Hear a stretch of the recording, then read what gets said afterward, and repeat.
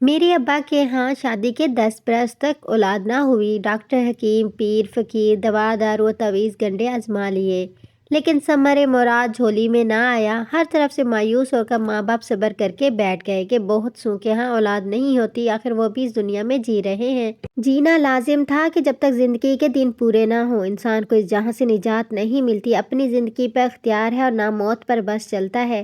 یہ اللہ کی مرضی اور اس کے اختیار میں ہے، جب تک چاہے چلائے اور جب تک چاہے حیات کا اختتام کر دے۔ دنیا عجیب و غریب واقعہ سے بھری پڑی ہے، ایسے میں ایک واقعہ میرے والدین کے ساتھ بھی پیش آیا۔ شادی کے 11ویں برس ایک روز آدھی رات کو گھر کے دروازے پر کسی نے دستک دی۔ ابا صاحب کی اس دن طبیعت کچھ ٹھیک نہ تھی، انہیں کھانسی اٹھ رہی تھی، بار بار کھانسنے سے نیند اڑ گئی تھی اور ان کی کھانسی کی وجہ سے میری امی بھی سو نہ پا رہی تھیں۔ غرض کہ اس رات دونوں ہی جاگ رہے تھے۔ جب 2-3 بار دستک ہوئی تو امی نے شوہر سے کہا، ذرا دیکھیے آدھی رات کے اس وقت کون آیا ہے، خدا خیر کرے۔ ابا صاحب دروازے پر پہنچے اور پوچھا، کون ہے؟ جواب نہ ملا۔ تب دروازہ کھول کر دیکھا، ایک بے کس غریب شخص سردی سے کانپ رہا تھا۔ وہ فالج زدہ تھا، اس کا آدھا دھڑ کمزور تھا، وہ ایک ٹانگ گھسیٹ کر چلتا تھا، زبان میں بھی لکنت تھی، بات نہ کر سکتا تھا۔ ابا نے پوچھا، کون ہو؟ کہاں سے آئے ہو؟ کیا چاہتے ہو؟ بڑی مشکل سے اٹک اٹک کر بولا، پردیسی ہوں، فیصل آباد سے آیا ہوں، غلط بس میں بیٹھ گیا، یہاں اترا تو کسی کو نہیں جانتا، رات ہو گئی، ادھر ادھر پھرتا رہا ہوں، اب آوارہ کتے مجھ کو خوف زدہ کر رہے ہیں، اس لیے آپ کا دروازہ کھٹکھٹا دیا ہے، مجھے اندر آنے دیں، آج کی رات پناہ چاہیے، سخت سردی ہے، کل صبح چلا جاؤں گا۔ اس کی حالت سے آشکار تھا کہ وہ سچ بول رہا ہے۔ ابا صاحب نے کچھ سوچ کر دروازہ کھول دیا، اس کو بازو سے تھام کر اندر لے آئے۔ گراج میں چارپائی پڑی ہوئی تھی، اس پر بٹھایا، پھر امی سے کہا کہ کچھ کھانے کو ہے تو دے دو، ایک غریب مسافر ہے، اس کو کھلانا ہے۔ امی کچن میں گئی اور کھانا گرم کر کے دے دیا۔ ابا صاحب نے اس آدمی کو کھانا کھلایا اور اپنے ڈرائیور کا بستر کھول کر چارپائی پر بچھا دیا اور کہا کہ رضائی اوڑھ کر سو جاؤ۔ وہ کھانا کھا کر آسودہ ہوا اور چارپائی پر لیٹ کر سو گیا۔ سخت سردی اور کتوں کے غول سے اس کی جان بچی۔ صبح ہوئی تو ابا نے ناشتہ بھی کرا دیا اور پوچھا، بولو اب کیا چاہتے ہو؟ اس نے اسی طرح بہت دشواری سے اٹک اٹک کر کہا کہ فیصل آباد جانے والی بس میں سوار کرا دیں۔ صبح ڈرائیور آ گیا، ابا نے اس کو ٹکٹ کی رقم دے کر کہا کہ جاؤ اس غریب آدمی کو مطلوبہ بس میں بٹھا کر آ جاؤ۔ چلتے وقت اس بے کس نے ہاتھ اٹھا کر دعا دی، خدا تمہارے بچوں کو سلامت رکھے۔ ابا صاحب نے کہا، تمہاری دعا اپنی جگہ، لیکن میاں افسوس کہ شادی کے 11 برسوں بعد بھی اللہ تعالیٰ نے مجھ کو اس نعمت سے محروم رکھا ہے جس کو اولاد کہا جاتا ہے، لہٰذا یہ دعا میرے کام کی نہیں ہے، کوئی اور دعا دو۔ اس شخص نے جیب سے ایک پڑیا نکالی اور بولا، اللہ تعالیٰ تم کو ضرور اولاد کی نعمت سے نوازے گا، یہ پڑیا ہے، اس میں میرے پیر و مرشد کی عطا کردہ راکھ ہے، آدھی تم پانی سے پھانک لینا اور آدھی اپنی بیوی کو کھلا دینا، انشاءاللہ جلد اولاد کی خوشخبری ملے گی۔ ابا صاحب اس مسکین بے بس آدمی کی اس ادا پر ہنس پڑے جو خود بغیر سہارے ٹھیک طرح سے چل نہ سکتا تھا، وہ اولاد کے لیے مرشد کی عطا کردہ راکھ دے رہا تھا۔ بہرحال اس کا دل رکھنے کو انہوں نے وہ پڑیا اس سے لے لی۔ جب وہ چلا گیا تو پڑیا کو کھول کر دیکھا، واقعی اس میں راکھ تھی۔ امی کو قصہ بتایا، وہ ضعیف الاعتقاد زیادہ تھی، پیروں فقیروں کو مانتی تھی۔ انہوں نے بسم اللہ پڑھ کر آدھی راکھ جو چٹکی بھر ہوگی خود پھانک لی اور آدھی اپنے شریک حیات کو دے کر کہا کہ تم بھی پھانک لو، کیا خبر آدھی رات کو اللہ پاک نے ہمارے گھر رحمت کا فرشتہ بھیجا ہو اس معذور انسان کو ہمیں آزمانے کے لیے۔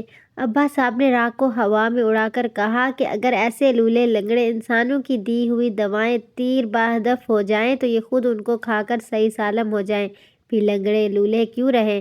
تم بھی کمال بات کرتی ہو۔ میں نے اس شخص پر ترس کھا کر اس کو گراج میں پناہ دی کہ کہیں آوارہ کتے بھنبور نہ ڈالیں، بیچارہ فالج کا مارا دوڑ بھی نہ سکتا تھا۔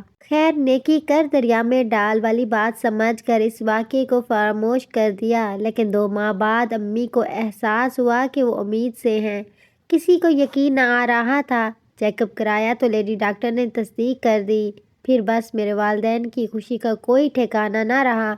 یہ محض اتفاق تھا یا رب کی مہربانی تھی کہ ایک مسافر بے کس کو آدھی رات میں پناہ دی تھی، یا پھر اس راکھ کی پڑیا کی کرامت تھی؟ یہ اللہ جانتا ہے، لیکن مراد بر آئی تھی اور انہونی ہو گئی تھی۔ امی کے یہاں ایک ساتھ دو بچوں کی پیدائش ہوئی، دونوں جڑواں بچیاں تھیں۔ ایک صحیح سالم مگر دوسری بچی کچھ کمزور اور بیمار پیدا ہوئی۔ میں وہ تھی جو صحیح سالم تھی، اور میری جڑواں بہن پروین تھی جس کی ایک ٹانگ پیدائشی کمزور تھی اور ایک بازو بیکار تھا۔ خیر یہ اللہ کی مرضی، اور بہت علاج اس کا کرایا لیکن شفا نہ ہوئی۔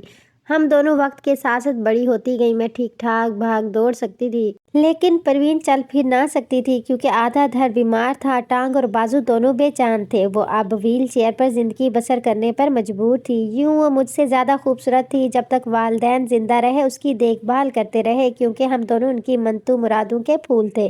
وہ دونوں کو چاہتے تھے کہ ہم بہنیں ان کی آنکھوں کا نور اور دل کی ٹھنڈک تھیں، تاہم مجھ سے زیادہ ان کو پروین کی فکر کھائے جاتی تھی۔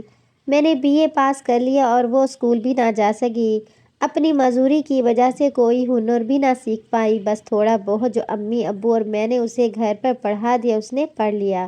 BA کے بعد میں نے یونیورسٹی جانے کی خواہش کا اظہار کیا۔ ابا نے داخلہ دلوا دیا کیونکہ ان کو میری ہر خوشی کا پاس رہتا تھا۔ ہم دونوں بہنوں کے بعد ان کے یہاں پھر اولاد نہ ہوئی۔ ہم ہی ان کا سب کچھ تھے۔ جب میں نے MA کر لیا والدین کو میری شادی کی فکر ہوئی۔ انہی دنوں مجھے اپنے کلاس فیلو سلمان نے پرپوز کر دیا جو مجھ سے محبت کرنے لگا تھا۔ میں بھی اسے پسند کرتی تھی۔ اس نے شادی کے لیے کہا تو میں نے جواب دیا اپنے والدین کو ہمارے گھر بھیجو، امی ابو ہاں کر دیں گے تو ہماری شادی ہو جائے گی۔ وہ اپنے والدین کے ہمراہ ہمارے گھر آیا۔ میرے والدین نے اس کو پسند کیا لیکن ساتھ عجیب شرط رکھ دی کہ اگر اس کے والدین اپنے دوسرے بیٹے کے لیے پروین کا رشتہ قبول کر لیں تو وہ میرا بیاہ سلمان سے کر دیں گے، ورنہ انکار ہے۔ یہ شرط سن کر اس کے والدین سکتے میں آ گئے کیونکہ پروین اگرچہ خوبصورت تھی، پڑھی لکھی بھی نہ تھی۔ بہرحال اس وقت انہوں نے یہی جواب دیا کہ سوچ کر بتائیں گے، لیکن گھر جا کر اس معاملے پر سرد مہری اختیار کر لی گئی تھی۔ سلمان کو مجھ سے بہت محبت تھی اور وہ میرے علاوہ کسی اور سے شادی نہ کرنا چاہتا تھا۔ یہی حال میرا بھی تھا، لیکن اس کے والدین میرے والدین کی شرط پوری کرنے سے قاصر تھے۔ سلمان کا ایک ہی چھوٹا بھائی تھا جو انجینئرنگ کے آخری سال میں تھا۔ جب اس نے والدین کی زبانی میرے گھر والوں کی شرط کا سنا تو سلمان کی خاطر اس نے پروین کو دیکھنے کی خواہش کا اظہار کیا۔ دراصل وہ اپنے بھائی سے بہت محبت کرتا تھا اور سلمان کو کسی صورت مایوس دیکھنا نہ چاہتا تھا۔ اصرار کر کے وہ والدین کو ہمارے گھر لایا۔ اس کا نام ارسلان تھا۔ ارسلان پروین سے ملا، کچھ دیر باتیں کی، پھر اس نے میرے اور اپنے والدین کو رضامندی کا عندیہ دے دیا کہ وہ پروین سے شادی کرے گا۔ یہ ایک بہت بڑی خوشخبری تھی میرے والدین کے لیے، مگر سلمان کے ماں باپ بالکل خوش نہ تھے۔ ایک بیٹے کی خوشی کی خاطر دوسرا قربانی کا بکرا بن گیا تھا، ایک معذور لڑکی کو قبول کر رہا تھا۔ والدین کو ارسلان نے تعویلیں دے کر قائل کر لیا۔ یوں ہم دونوں بہنوں کی شادی ایک ہی گھرانے میں دو بھائیوں سے ہو گئی۔ پہلے پروین دلہن بنی اور پیا گھر رخصت ہو گئی۔ ویل چیئر پر وہ اپنے ساتھ جہیز میں لے کر گئی۔ دوسرے روز میرا نکاح پھر رخصتی ہو گئی۔ یہ ایک انہونی تھی جو ہو گئی۔ میرے دیور نے ہم پر رحم کھا کر پروین سے شادی نہیں کی تھی۔ ان کا کہنا ہے کہ اسے پہلی نظر دیکھتے ہی محبت ہو گئی تھی۔ ویل چیئر پر بیٹھی ایک معذور لڑکی کی معصوم صورت نے جانے ارسلان پر کیا جادو کیا کہ اس کی معذوری بھی ارادے کی راہ میں حائل نہ ہو سکی اور دونوں آج نہایت کامیاب ازدواجی زندگی گزار رہے ہیں۔ خدا کی قدرت کے ہم ابھی تک اولاد سے محروم ہیں، لیکن ارسلان اور پروین کو اللہ تعالیٰ نے 4 پیارے پیارے بچوں سے نوازا ہے جن کو ہم اپنے بچے سمجھتے ہیں۔ یہ اللہ کی دین ہے، جس کو چاہے جو دے، جس پر جب چاہے مہربان ہو جائے۔ اپنی حکمتیں وہ خود جانتا ہے، جو راز ہم نہیں جان سکتے وہ ان رازوں کا امین ہے۔ ہم اب بھی ایک ساتھ رہتے ہیں۔ میری بہن اولاد جنم دینے کے قابل ہے لیکن پال نہیں سکتی، لہٰذا ان کی اولادوں کو میں نے بہت پیارے اپنے بچے سمجھ کر پالا ہے۔